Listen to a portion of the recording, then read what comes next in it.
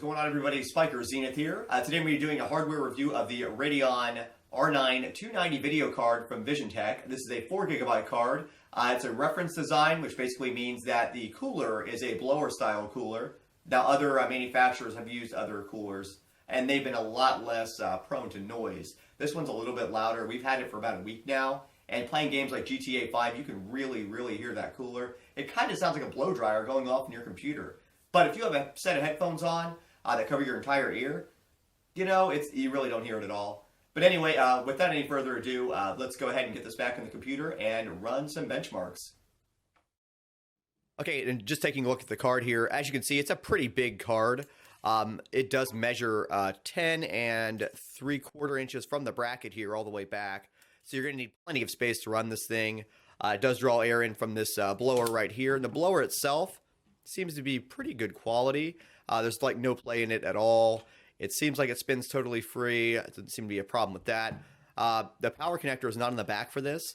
The power connector is actually on the side. And it requires at least a 750 watt power supply. It says it right on the box. So if you don't have a 750 watt power supply, you might want to consider that upgrade first. But if you're going for a high-end video card like this, relatively high-end anyway, you probably already have the power supply covered. Now this 8-pin PCI Express connection, that actually needs to be at least 150 watt, and the 6-pin needs to be at least 75 watts.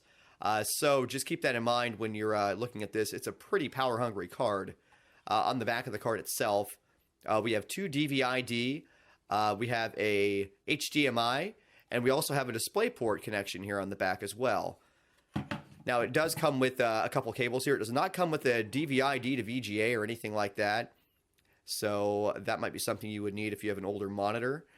You have a 4-pin Molex to a 6-pin PCI Express connector that comes with it. And you also have a 6-pin PCI Express connector to an 8-pin adapter that comes with this card as well. So that's useful for getting it into a system with a power supply. Or if you're running a Crossfire setup, with this card, you need a heck of a power supply to run that, probably at least 1,000 watt. But anyway, let's get this in the system, run some Uniengine benchmarking, and see where we stand.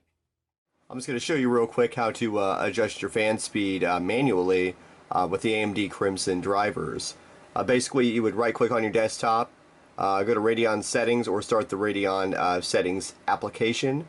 It'll start off at this screen. You hit Gaming, Global Settings, Global Overdrive, and then scroll down to your fan speed. Now this is an overclocking utility, so don't mess with any of these other settings unless you really know what you're doing, because you can totally ruin your video card and not have a neat time at all.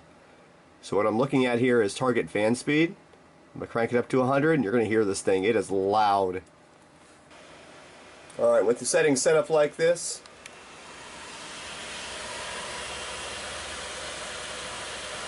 even further away from the computer. Does that not sound incredibly loud? It sounds like a hairdryer. It is insane how loud this thing can get. However, if you have headphones on, like I did, you will not hear this at all. But basically that's what the blower style cooler sounds like. Now you can buy an aftermarket cooler for like $50. I'm not sure if I would recommend doing that if you don't know what you're doing. However, if you really value your silence in your room, and I'll bet you could hear that from a room over if you really wanted to, but that's what you're dealing with. That's it at full blast.